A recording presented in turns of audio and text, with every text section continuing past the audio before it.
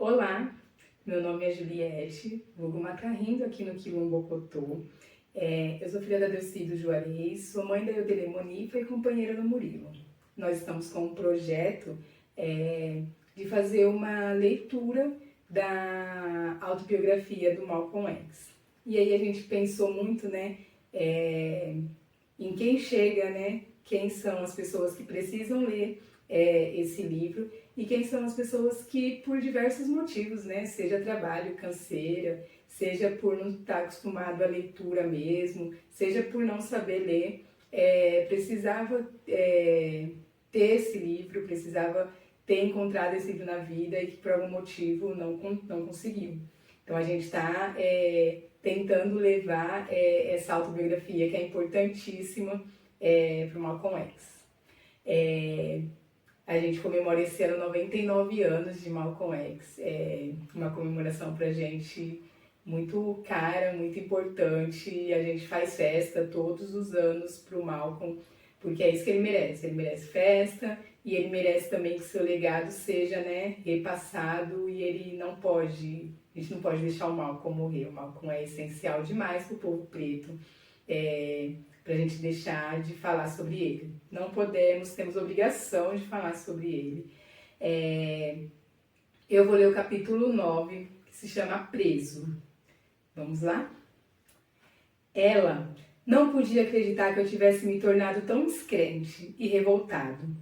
Eu pensava que um homem devia fazer tudo aquilo que a esperteza lhe permitisse. Não importava o quanto fosse cruel e temerário, e que uma mulher não passava de um artigo de consumo. Cada palavra que eu dizia era uma gíria ou obscena. Sou capaz de apostar que meu vocabulário cotidiano naquele tempo não tinha mais de 200 palavras. Até mesmo Short, cujo apartamento eu voltara a partilhar, não estava preparado para a maneira como eu falava e pensava, mais parecendo um animal predador. Quando estava acordado, puxava fumo sem parar. Fora Short, quem originalmente me introduzira no consumo de marihuana e a quantidade que eu agora consumia, deixou espantado. A princípio, eu não estava muito afim de conversar. Quando acordado, ficava tocando disco sem parar. Os baseados me proporcionavam uma sensação de contentamento. Eu desfrutava horas intermináveis a flutuar, perdida em desvaneios, mantendo conversas imaginárias com meus amigos músicos de Nova York. Em 2 semanas, dormi mais que em qualquer 2 semanas no Harlem. Quando passava dia e noite me virando em tudo que é atividade marginal. Quando finalmente saí pelas ruas de Roxbury, não demorei muito a encontrar um traficante de neve, isto é, cocaína. Foi quando voltei a experimentar a sensação familiar da cocaína que comecei a sentir vontade de falar. Para aquele que aspiram os seus cristais brancos, a cocaína produz uma ilusão de extremo bem-estar, uma autoconfiança espetacular, tanto na capacidade física como na mental. A gente pensa que pode derrotar facilmente o campeão mundial de boxe e que é muito esperto que qualquer outra pessoa no mundo. Há também a sensação de intemporal.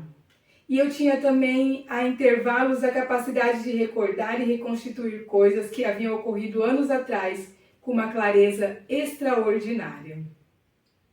A banda de Short se apresentava em diversos lugares nos arredores de Boston.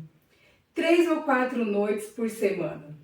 Assim que ele saía para trabalhar, Sofia vinha se encontrar comigo no apartamento e ficava falando sobre os meus planos. Ela já tinha voltado para o marido quando Short chegava do trabalho e eu ficava martelando os ouvidos dele até o raiar do dia. O marido de Sofia tinha deixado o exército e era vendedor de alguma coisa. Ao que parecia, estava metido em algum negócio grande, que em breve exigiria que viajasse com constantemente para a costa do Pacífico. Eu não fazia perguntas, mas Sofia frequentemente insinuava que as coisas entre eles dois não estavam indo muito bem. Eu sabia que não tinha nada a ver com isso. Ele nem sequer sabia que eu existia. Uma mulher branca pode explodir com o marido, gritar, berrar, xingá-lo de todos os palavrões que conhecer, dizer as piores coisas no esforço para magoá-lo. Pode até falar da mãe e da avó dele, mas há uma coisa sobre a qual jamais irá falar, se for o caso, a de que anda trepando com um negro. Isso é para o homem branco como uma capa vermelha para matar, e sua mulher sabe disso. Sofia sempre me dera dinheiro, mesmo quando eu tinha centenas de dólares no bolso e ela ia me visitar no Harlem. Tirava praticamente tudo que ela tinha na bolsa, deixando apenas a passagem de volta para Boston. Tenho a impressão de que algumas mulheres adoram ser exploradas. Quando não são exploradas, elas tratam de explorar o homem. Seja como for, devia ser o dinheiro do marido que ela me dava, pois Sofia nunca havia trabalhado. Quando voltei para Boston, minha exigência aumentaram e Sofia passou a me trazer cada vez mais dinheiro. Não sei como ela arrumava. De vez em quando, eu dava uma prensa nela, só para mantê-la na linha. Toda mulher parece precisar disso de vez em quando. Para dizer a verdade, parece até que fica querendo uma prensa. Agora, porém, eu me sentia mal e batia nela pior do que em qualquer outra ocasião anterior. Em alguma das noites em que Short estava ausente, Sofia chorava, me xingava, jurava que nunca mais voltaria. Mas eu sabia perfeitamente que ela não estava nem sequer pensando em nunca mais voltar. A presença de Sofia foi um dos maiores prazeres que a minha volta a Boston proporcionou a Short. Como já falei antes, nunca antes em toda a minha vida eu tinha encontrado um negro que desejasse as mulheres brancas tão intensamente quanto Short. Desde que nos conhecemos, que ele já tivera várias, mas nunca conseguia manter uma mulher branca por muito tempo, porque era bom demais para elas. Como já disse, qualquer mulher branca ou preta parece que fica logo entediada com um homem que se mostra muito bonzinho. Short não tinha nenhuma mulher branca firme na noite em que Sofia levou para o apartamento a sua irmã de 17 anos. Nunca vi na vida nada parecido com a maneira pela qual a garota e Short quase pularam nos braços um do outro. Para Short, ela não era apenas uma mulher branca, mas uma mulher branca jovem. Para ela, Short não era apenas um homem negro, mas um negro músico. Na aparência, a garota era uma versão mais jovem de Sofia, uma mulher que ainda fazia muitos homens virarem a cabeça. Algumas vezes, eu levava as duas aos lugares em que Short tocava. Os negros exibiam todos os seus 32 dentes assim que viam as duas. Aproximava-se do reservado ou da mesa. Ficavam de pé ao lado, dizendo besteira sem parar. E Short não era diferente. Ele se levantava no lugar em que estava tocando e ficava olhando para a garota esperando por ele, acenando para ele, piscando o olho para ele. Assim que parava de tocar, Short praticamente atropelava as pessoas no caminho para a nossa mesa. Eu já não me lançava mais no Lindy Hop. Nem mesmo pensava nisso, assim como ninguém mais me veria num terno amigo da onça. Todos os meus ternos eram conservadores. Um banqueiro poderia ter usado meus sapatos. Tornei a encontrar Laura. Ficamos contentes de verdade por nos revermos. Laura era agora muito mais parecida comigo.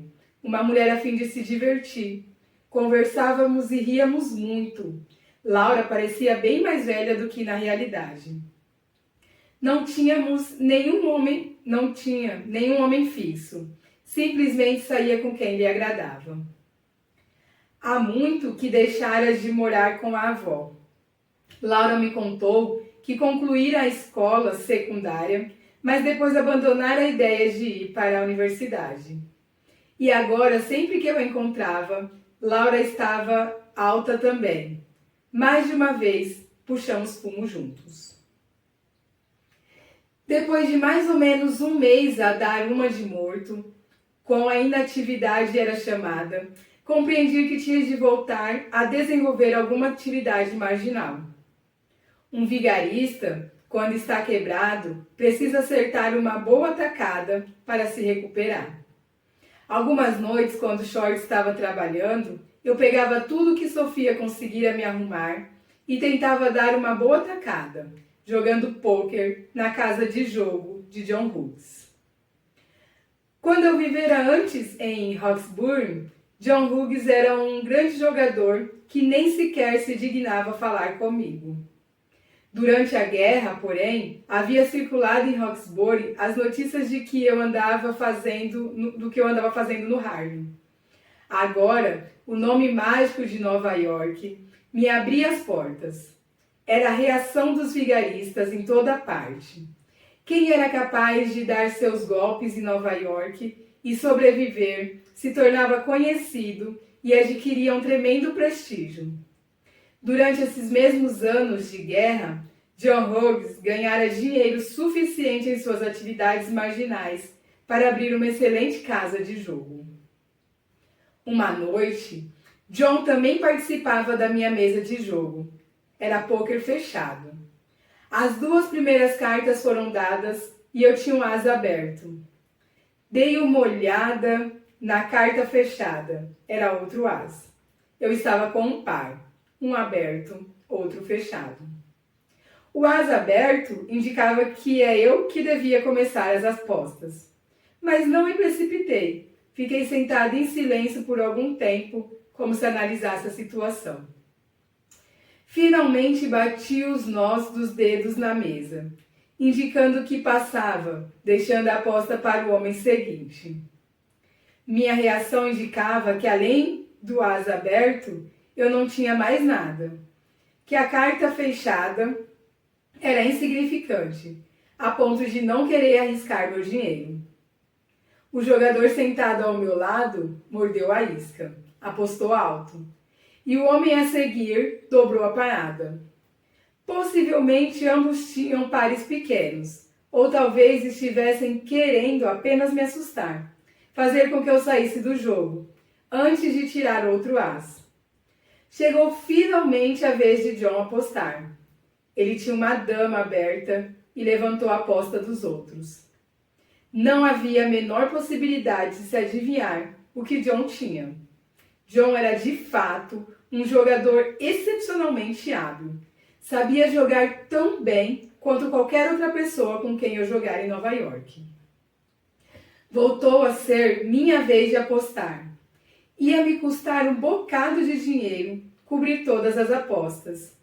Era óbvio que os outros tinham boas cartas, mas eu tinha certeza de que podia vencer a todos.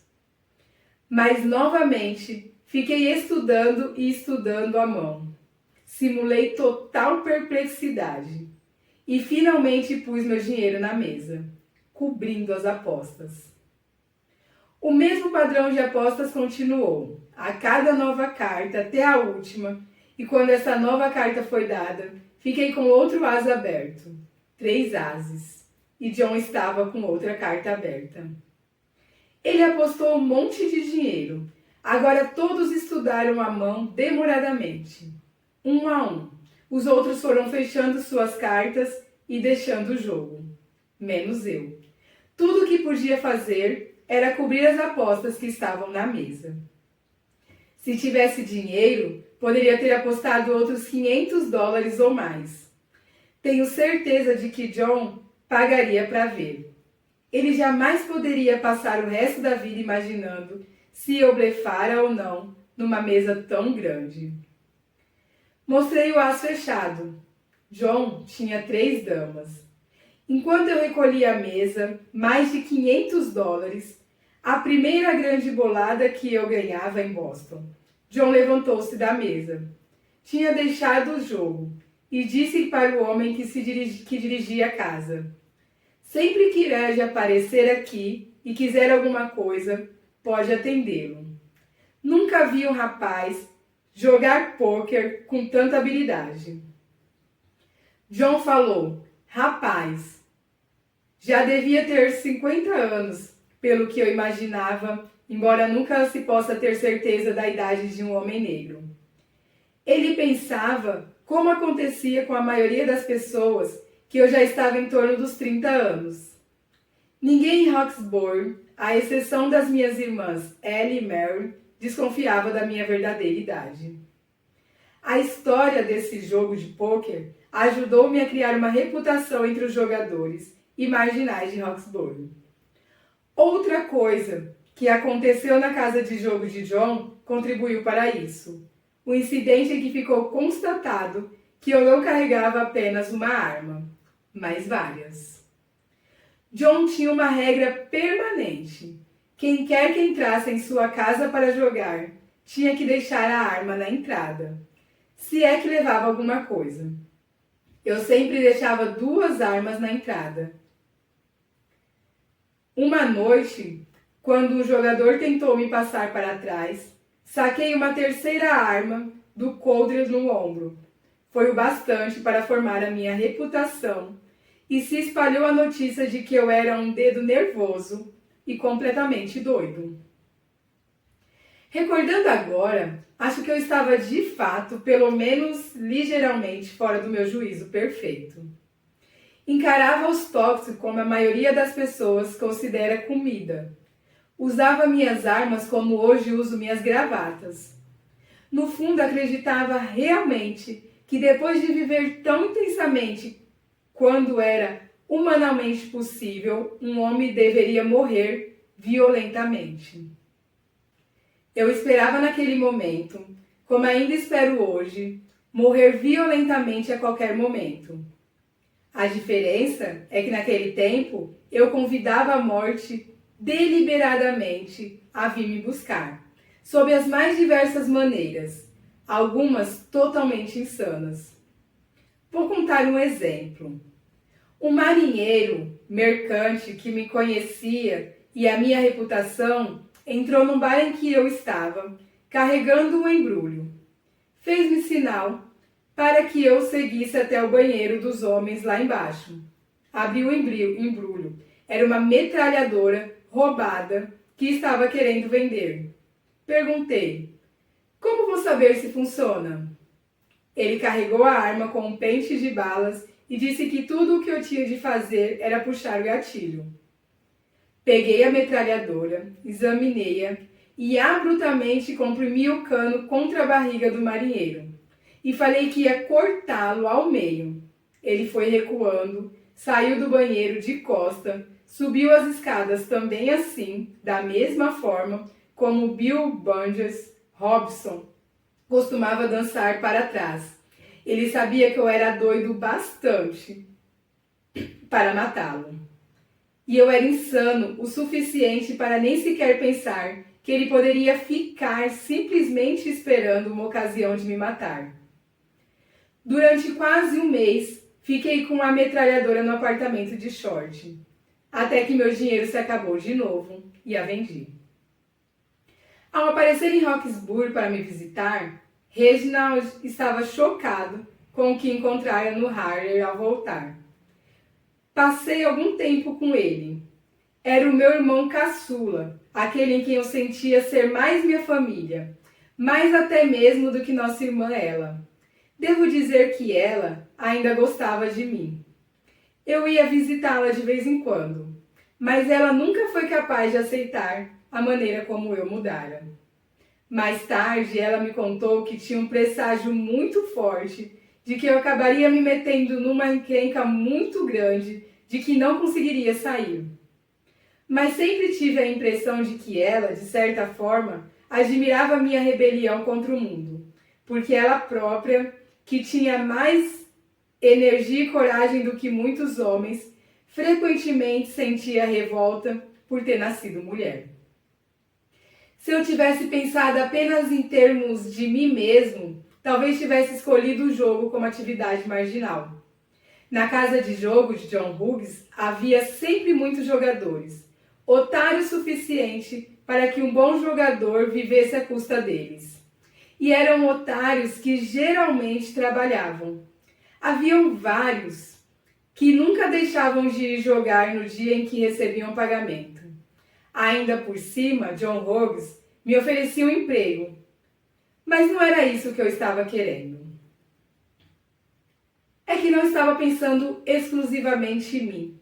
Queria arrumar alguma coisa que me permitisse ajudar Short também. Conversávamos muito e eu sentia muita pena de Short. Era a mesma história antiga de músico. O suposto encantado de virar um músico, mas ganhando muito pouco dinheiro. Depois de pagar o aluguel, comprar comida e os baseados, gastar em algumas despesas rotineiras, nada restava a Short. E as dívidas iam se acumulando. Como Short podia ter alguma coisa? Eu passara alguns anos no Harlem, acompanhando os músicos mais populares em excursões, os grandes nomes, os que estavam realmente ganhando muito dinheiro para o músico. E eles nada tinham.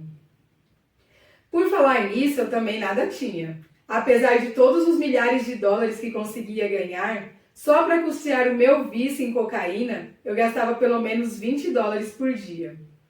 Creio que devia gastar outros $5 por dia para os baseados e os cigarros comuns, que também fumava. Além de me encher de entorpecentes, eu também fumava um cigarro atrás do outro, chegando a 4 maços por dia. Se me perguntarem hoje, vou dizer que o tabaco, sob todas as suas formas, é um vício tão terrível quanto qualquer narcótico.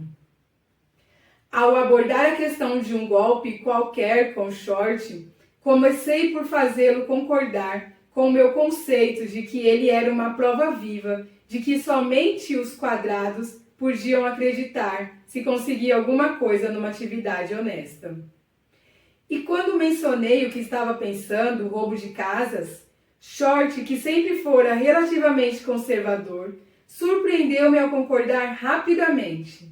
E ele nem sabia coisa alguma a respeito de roubo de casas.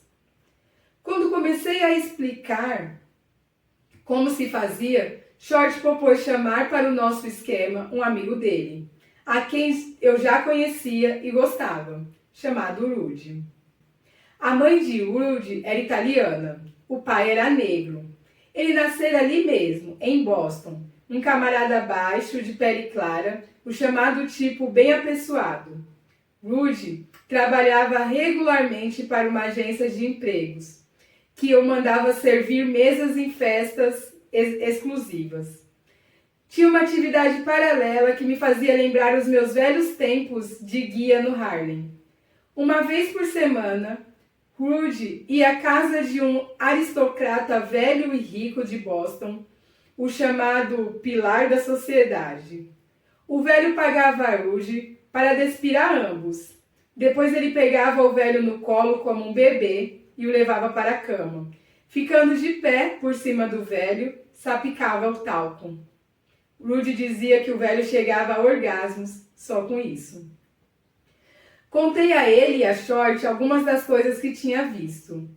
Rudy informou que sabia, não havia em Boston casas de especialidades sexuais, devidamente organizadas, mas apenas brancos ricos individuais que tinham seus desejos particulares e especiais satisfeitos por negros que entravam em suas casas camuflados como motoristas, criados, garçom ou qualquer outro disfarce socialmente aceito. Exatamente como em Nova York, esses brancos pertenciam à sociedade mais alta, mais rica. Eram predominantemente velhos, além da idade de terem qualquer sexo normal, sempre à procura de novas sensações. Lembro-me que Rudy falou de um branco velho que pagava a um casal de negros para que deixassem vê-lo mantendo relações sexuais na cama dele. Havia outro tão sensível que pagava para ficar sentado numa cadeira do lado de fora em um quarto em que estava um casal. Ele encontrava satisfação só de imaginar o que estava acontecendo lá dentro. Eu sabia que uma boa equipe de ladrões de casa inclui o que é chamado de descobridor. O descobridor é que localiza os bens, lugares, os lucrativos para serem assaltados. Outra necessidade básica é alguém capaz de fazer um levantamento físico desses lugares, determinando os meios de se entrar, os melhores caminhos para uma fuga e assim por diante. Rudy tinha condições de preencher as duas funções. Como era enviado para trabalhar como garçom em casas de ricos, não levantaria suspeitas ao avaliar se havia muitas coisas que valessem a pena um assalto e ao fazer um levantamento do local, andando de um lado para o outro, metido num casaco branco, fingindo que estava ocupado em alguma coisa. A reação de Rudy ao ser informado do que estávamos pensando foi mais ou menos a seguinte, se bem me lembro. Grande, quando começamos? Mas eu não estava a fim de me precipitar. Aprendera com vários profissionais e por experiência própria como era importante ser cuidadoso e planejar bem. O roubo de casas, quando executado direito, pode ter os seus perigos, mas oferece o máximo de possibilidades de sucesso com o mínimo de riscos. Quando se executava o trabalho sem encontrar com nenhuma das vítimas, reduzem-se a possibilidade de ter de atacar ou talvez matar alguém. E se por alguma falha se é mais tarde apanhado pela polícia, não há nenhuma testemunha de vista positiva. É também importante escolher uma área de assalto e se manter nela. Há áreas de especialidade entre os assaltantes. Alguns só trabalham em apartamentos, outros só em casas, muitos só em lojas ou depósitos. Há também os que se interessam por cofre de todos os tipos. Dentro da categoria de assaltos à residência, há novas distinções específicas. Há os assaltantes que só operam durante o dia e os que agem na hora do jantar ou do teatro. Os que preferem trabalhar de madrugada. Creio que a polícia de qualquer cidade pode confirmar que raramente um assaltante opera fora do horário em que se especializou. Jumpstage do Harley, por exemplo, era um especialista em assaltos noturnos a apartamentos. Tem sido muito difícil persuadir Jumpstage a trabalhar durante o dia, mesmo que o milionário tivesse saído para almoçar, deixando a porta da frente aberta. Além das minhas inclinações, eu tinha uma razão muito prática para não querer trabalhar durante o dia. Sendo tão visível, estaria perdido se operasse de dia. Quase que podia ouvir as testemunhas dando todas as indicações à polícia. Era um negro meio avermelhado, com quase 1,90 m de altura. Um olhar para mim seria o suficiente. Planejado que eu queria que fosse uma operação perfeita, pensei em incluir as duas mulheres brancas no esquema. Tinha 2 motivos para isso. O primeiro era que ficaríamos muito limitados se só contássemos com os lugares em que Rudy trabalhasse como garçom. Ele não trabalhava em muitos lugares e rapidamente as nossas fontes ficariam esgotadas. E quando tivéssemos de procurar outro lugar e fazer um reconhecimento nos bairros residenciais de brancos ricos, a presença de negros na área iria sobressair como um polegar inflamado. Mas as mulheres brancas podiam ser convidadas a visitar os lugares certos. Não me agradava a ideia de ter tanta gente envolvida, tudo ao mesmo tempo. Mas com Short e a irmã de Sofia tão íntimos agora, com a própria Sofia e eu parecendo que estávamos juntos há 50 anos, com o Rudy tão ansioso em começar logo, achei que ninguém iria dar com a língua nos dentes, pois todos corriam o mesmo risco. Seríamos quase como uma família. Nunca duvidei que Sofia toparia participar do esquema. Sofia faria qualquer coisa que eu mandasse. E a irmã dela faria qualquer coisa que Sofia mandasse. As duas aceitaram. O marido de Sofia estava numa dessas suas viagens pelas costas do Pacífico, quando contei os nossos planos a ela e à irmã. Eu sabia que a maioria dos assaltantes era preso não na hora do trabalho, mas quando tentava passar adiante o produto do saque. Descobrir o receptador foi um raro golpe de sorte. Combinamos o plano para as operações. O receptador não trabalharia diretamente conosco. Indicou um representante, um ex-condenado, que tratava comigo e com mais ninguém da minha quadrilha. Além dos seus negócios regulares, o receptador possuía diversas garagens e pequenos armazéns espalhados pela área de Boston. Pelo nosso acordo, antes de um trabalho, eu deveria avisar ao representante, dando uma ideia geral do que esperávamos conseguir. Ele, então, me indicava em que garagem ou armazém deveríamos largar a muamba.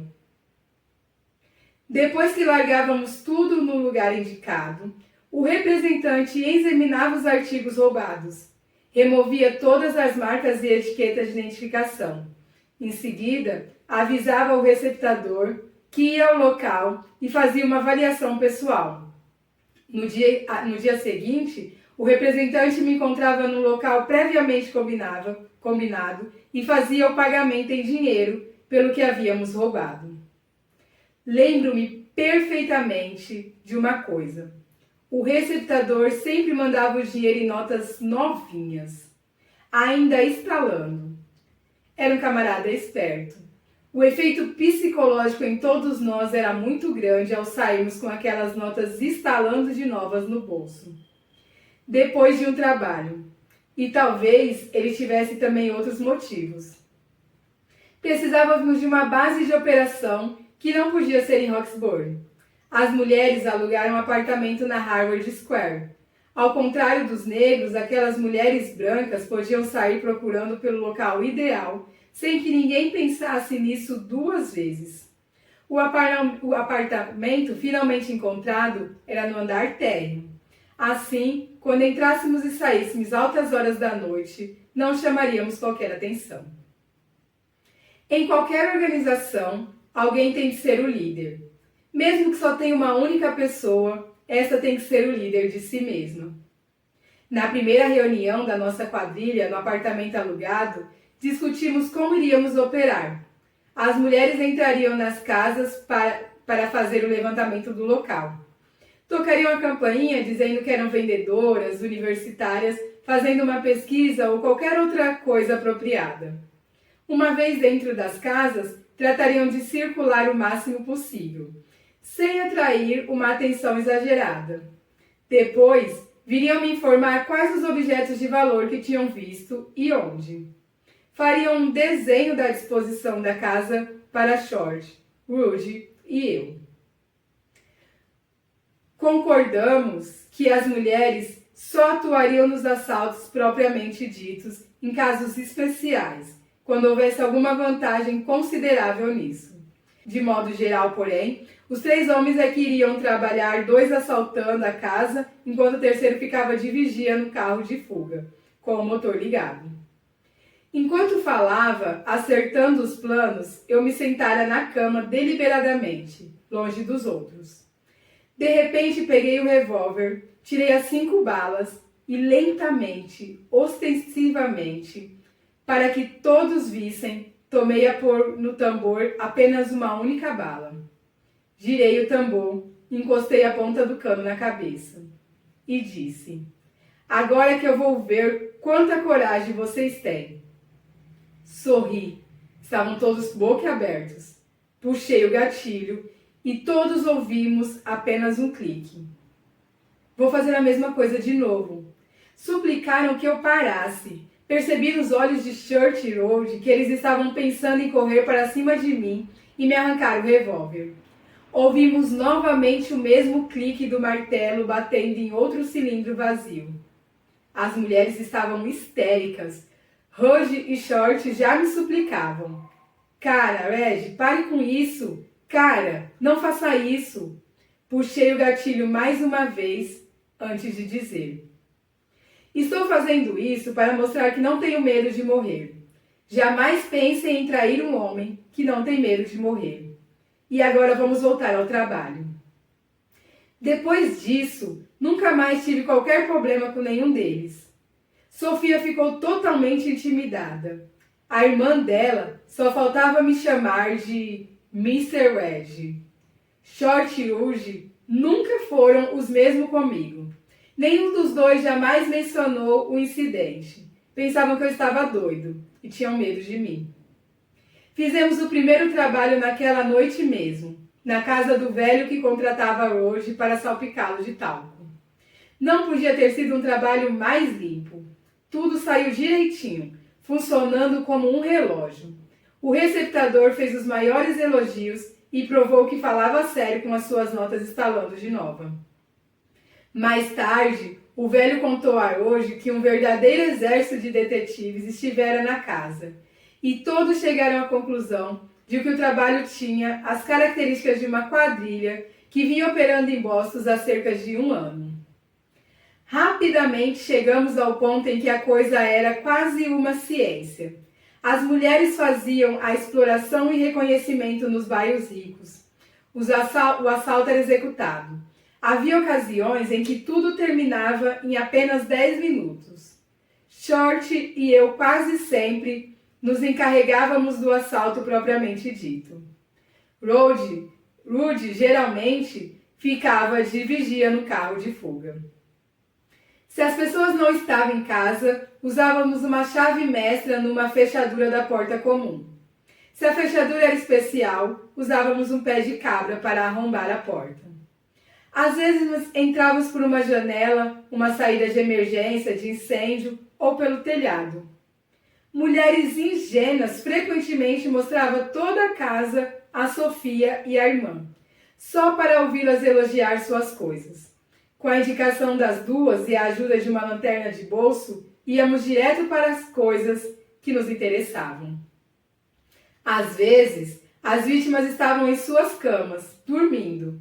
Isso pode parecer muito arriscado, mas na verdade era quase fácil. A primeira coisa que tínhamos de fazer, quando os moradores estavam na casa, era ficar esperando, silenciosos e imóveis, até percebermos os ritmos da respiração. Adorávamos os roncadores, pois facilitavam tudo. Os pés metidos em meias, entrávamos até nos quartos, movendo-nos rapidamente, como sombra. Pegávamos roupas, relógios, carteiras, bolsas, caixas de joias. A época de Natal era o nosso Papai Noel. As pessoas sempre tinham presentes valiosos espalhados por toda a casa. E tiravam do banco mais dinheiro que habitualmente. Às vezes, operando mais cedo do que normalmente, chegávamos a assaltar casas nas quais nunca tínhamos feito um reconhecimento. Se as cortinas estavam fechadas, todas as luzes apagadas e ninguém atendia quando uma das mulheres tocavam a campainha, corríamos o risco e entrávamos. Posso dar uma boa indicação para quem está querendo manter os assaltantes longe da sua casa. Uma luz acesa para o assaltante ver é a melhor maneira de se proteger. Uma boa ideia é deixar uma luz de banheiro acesa durante a noite inteira. O banheiro é o lugar da casa em que sempre pode estar alguém, por qualquer tempo, a qualquer hora da noite, podendo ouvir o menor ruído estranho. Sabendo disso, os assaltantes nem tentam entrar na casa. Os quilowatts são muito mais baratos que os seus bens mais valiosos. Nós nos tornamos extremamente eficientes. De vez em quando, o receptador nos dava indicações de casa em que poderíamos encontrar um bom saque. Foi dessa maneira que, há algum tempo, num dos nossos melhores períodos, ficamos especializados em tapetes orientais. Sempre desconfiei que o receptador vendia os tapetes às próprias pessoas das quais os havíamos roubado. Seja como for, ninguém pode imaginar como aqueles tapetes eram valiosos. Lembro de um bem pequeno que nos valeu $1.000. Não há como saber quantos receptadores conseguiam por esse tapete. Todo assaltante sabia que os receptadores os roubavam de forma bem pior do que roubavam as vítimas. Só uma única vez estivemos perto de ser apanhados. Estávamos escapando, os três sentados no banco da frente, com o banco de trás cheio de muamba. Subitamente avistamos um carro de polícia dobrar a esquina, vindo em nossa direção. Passou por nós. Os guardas estavam apenas fazendo a ronda. Mas no instante seguinte, pelo espelho retrovisor, vimos o carro da polícia fazer a volta em um. Sabíamos que eles iam nos fazer sinal para pararmos. Ao passar, tinham visto que éramos negros e sabiam que negros não tinham o que fazer por ali, àquela hora da noite. Era uma situação crítica. Havia muitos assaltos em Boston naquela ocasião, pois havia muitas quadrilhas operando. Mas eu sabia que era raro o homem branco que podia sequer imaginar que um negro teria condições de enganá-lo. Antes que os guardas começassem a fazer sinal para que parássemos, eu disse a Rudy que encostasse no meio-fio. Fiz a mesma coisa que já tinha feito antes. Saltei e acenei para o carro da polícia, avançando em sua direção. Quando eles pararam, eu estava encostado no carro. Perguntei enrolando as palavras como um negro confuso, se podiam me informar como chegar a um determinado endereço em Roxbury. Os guardas deram a informação e todos fomos embora, cada um para o seu lado. Estávamos indo muito bem. Ganhamos um bom dinheiro e ficamos de molho por algum tempo, gastando. Short ainda tocava com a sua banda. Rudy jamais deixava de atender aos chamados do seu velho, nem de ser garçom em festas exclusivas. As mulheres mantinham a rotina de visita às casas. Às vezes eu ainda levava as mulheres aos lugares em que Short estava tocando, além de outros, gastando o dinheiro como se fosse perder o valor. As mulheres saíam cobertas de joias e peles, que escolhiam entre os produtos dos assaltos. Ninguém sabia qual era a nossa atividade marginal, mas era evidente para todos que estávamos indo muito bem. Havia ocasiões em que as mulheres iam encontrar conosco no apartamento de Short, em Roxbury, ou no apartamento da Harvard Square, e ficávamos simplesmente puxando fumo e ouvindo música. É uma pena contar uma coisa assim de um homem, mas a verdade é que Short estava tão obcecado pela garota branca que quando as mulheres estavam apagadas, ele abria a cortina para poder ver a carne branca à luz dos lampeios da rua. Ao cair da noite, quando estávamos de molho entre trabalhos, eu ia frequentemente a um nightclub de Massachusetts Avenue, chamado Savoy, e Sofia invariavelmente me telefonava para lá. Mesmo quando estávamos trabalhando, eu partia de lá e depois voltava rapidamente assim que o assalto estava concluído. O motivo para isso era que, se alguma vez fosse necessário, as pessoas poderiam testemunhar que tinham me visto no Savoy, mais ou menos na hora em que o assalto era realizado. Os negros, interrogados pela polícia, dificilmente podiam ser levados a fixar a hora exata de qualquer coisa. Naquele tempo, Boston tinha 2 detetives negros. Desde que eu voltara a Roxbury, que um desses detetives, um camarada meio amulatado, chamado Turner, não ia com a minha cara. E o sentimento era recíproco, diga-se de passagem. Ele espalhou o que faria comigo e prontamente espalhei uma resposta. Todo mundo sabia que eu andava armado. E ele tinha juízo bastante para saber que eu não hesitaria em usar uma arma, inclusive nele, fosse ou não detetive. No princípio de noite, eu estava na Savoy quando o telefone da cabina começou a tocar, na hora de sempre. E foi nesse momento que o detetive Turner entrou pela porta da frente. Ele me viu começar a levantar, percebeu que o telefonema era para mim e avançou rapidamente para a cabina, atendendo. Ouviu dizer, olhando diretamente para mim: "Alô? Alô? Alô?" Eu tinha certeza de que Sofia, não querendo correr qualquer risco ao ouvir uma voz estranha, havia desligado. O telefonema não era para mim? Perguntei a Tony. Ele disse que era. Então por que não me chamou? Ele me deu uma resposta grosseira. Eu sabia que estava querendo me provocar, fazer com que eu agisse primeiro. Ambos estávamos sendo cautelosos. Ambos sabíamos que um queria matar o outro. Nenhum dos dois queria dizer a coisa errada. Thorne não queria dizer nada que repetido pudesse deixá-lo mal. Eu não queria dizer nada que pudesse ser interpretado como uma ameaça a um tira. Lembro nitidamente o que disse a ele, deliberadamente, em voz alta bastante, para que algumas pessoas no bar pudessem ouvir. Acho que está tentando fazer história à minha custa, Thorne. Sabe que se meter comigo vai entrar para a história, por ter me tentado matar, não é mesmo? Thorne ficou em silêncio por algum tempo, e depois meteu o rabo entre as pernas, passou por mim sem dizer nada. Acho que ele não estava pronto para entrar na história. Eu tinha chegado a um ponto em que estava pronto para vestir um paletó de madeira. Uma das leis do mundo dos marginais é a de que todo criminoso sempre espera ser apanhado. Ele simplesmente tenta se esquivar ao inevitável por tanto tempo quanto puder. As drogas me ajudavam a afastar o pensamento para o fundo da mente. Era o próprio centro da minha vida.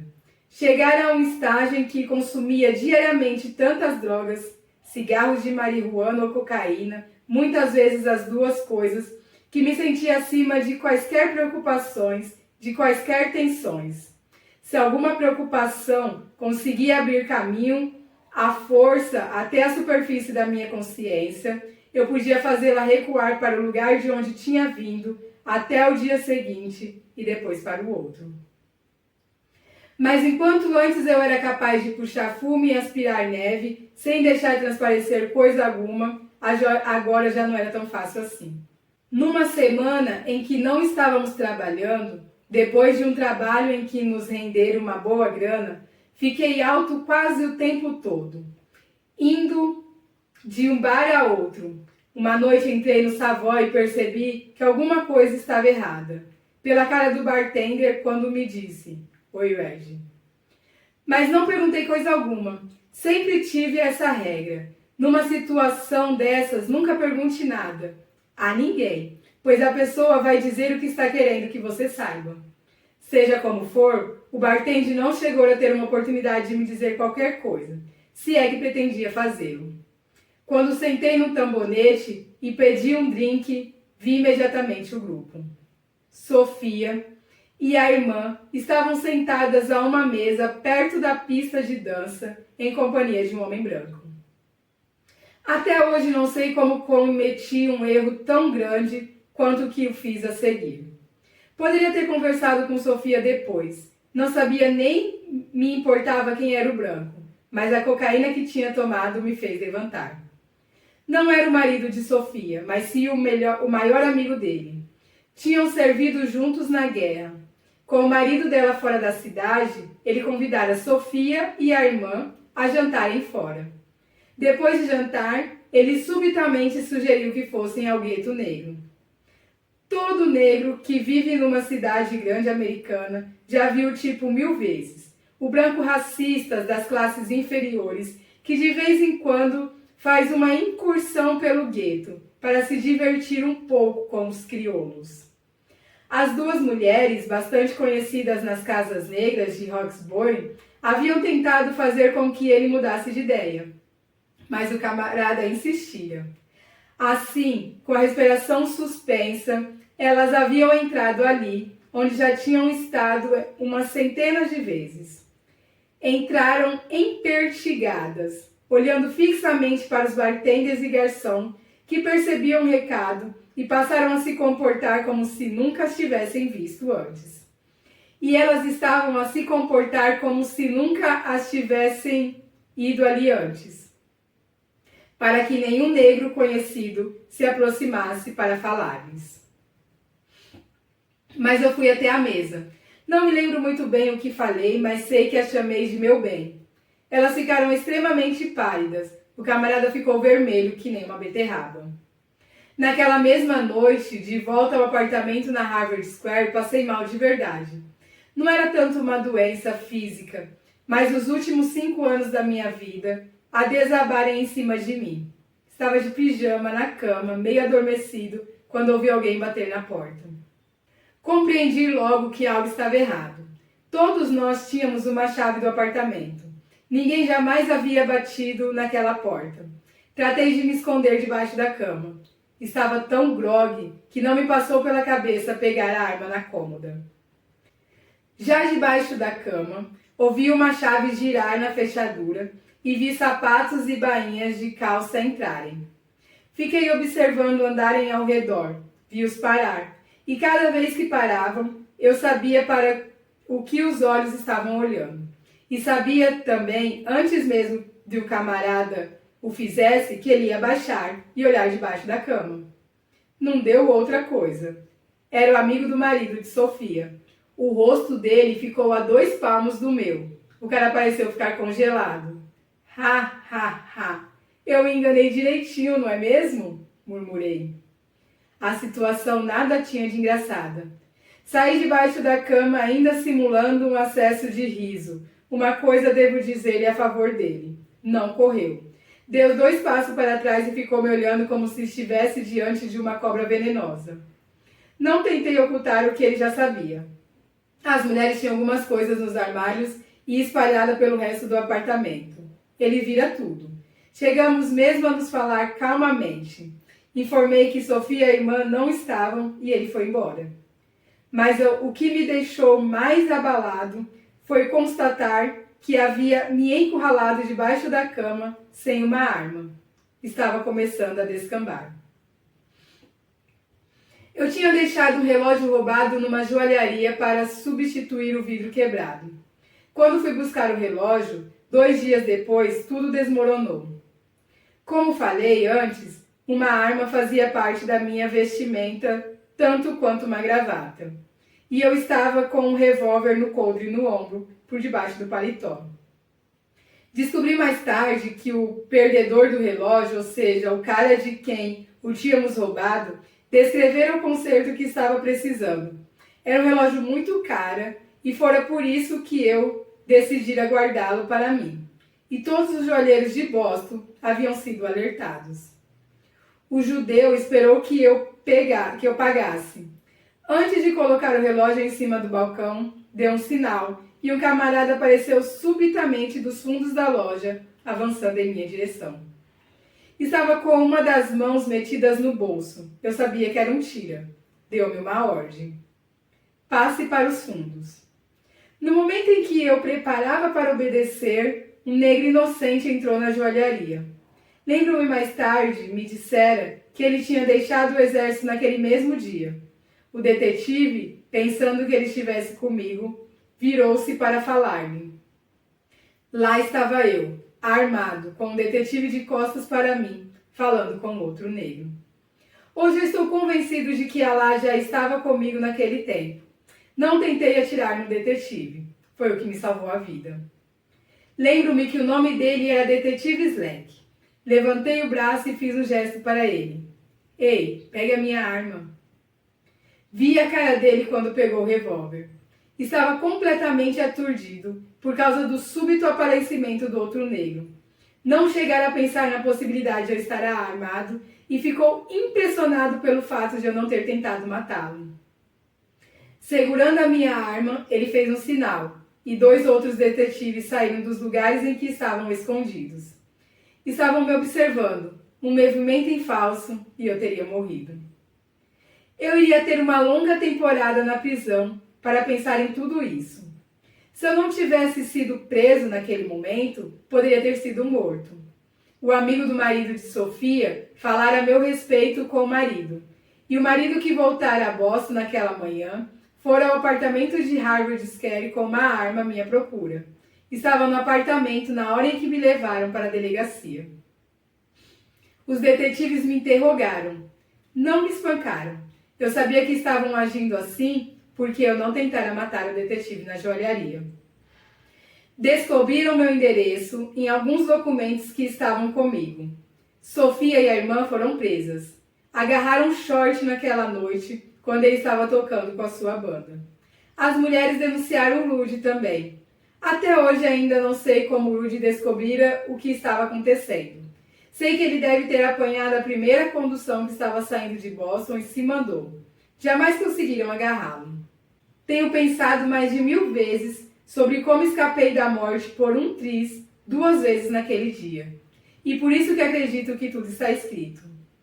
Os tiras encontraram provas suficientes no apartamento, como casacos de pele, algumas joias, miudezas diversas, além das ferramentas do nosso ofício. Chave mestra, pés de cabra, cortadores de vidro, chaves de fenda, lanternas, gasoás e o meu pequeno arsenal. As 2 mulheres tiveram uma fiança reduzida. Apesar de tudo, ladras ou não, eram brancas. No final das contas, o pior crime delas era o de ter se metido com negros. Mas a minha fiança e a de Short foi fixada em $10.000 cada. Eles sabiam que jamais teríamos condições de levantar esse dinheiro. Os agentes sociais caíram em cima de nós. A grande obsessão deles era o fato de mulheres brancas estarem associadas com negros. E Sofia e a irmã não eram as chamadas vagabundas ordinárias, mas sim brancas prósperas, de classe média superior. Isso perturbava os agentes sociais e as forças da lei mais do que qualquer outra coisa. Como, onde e quando eu as conhecera? Tínhamos ido para a cama? Ninguém queria saber coisa alguma sobre os assaltos. Tudo o que os incomodava era o fato de termos tirado as mulheres do homem branco. Eu me limitava a olhar para os agentes sociais e indagavam. O que vocês acham? Até mesmo os funcionários do tribunal não escondiam a sua revolta e davam para ouvir-os comentar. Mulheres brancas educadas, esses malditos negros. Até mesmo os advogados designados pelo tribunal para nos defenderem tiveram a mesma reação. Ao nos sentarmos para o julgamento, com guardas e nos vigiarem, eu disse a um advogado antes do juiz entrar: parece que vamos ser inapelavelmente condenados por causa das 2 mulheres. O advogado ficou todo vermelho, remexeu em seus documentos e murmurou: vocês não tinham que se meter com mulheres brancas.